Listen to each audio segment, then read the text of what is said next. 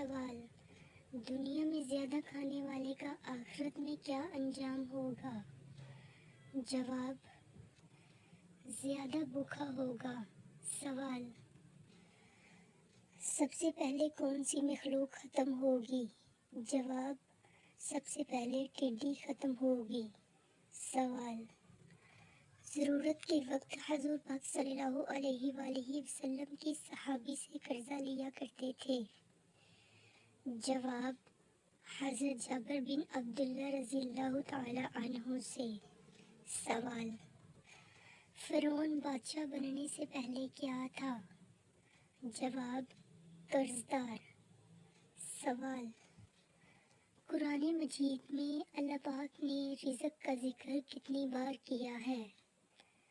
جواب: 119 بار۔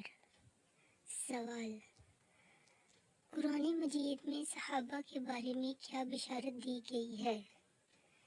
جواب: اللہ ان سے راضی، وہ اللہ سے راضی۔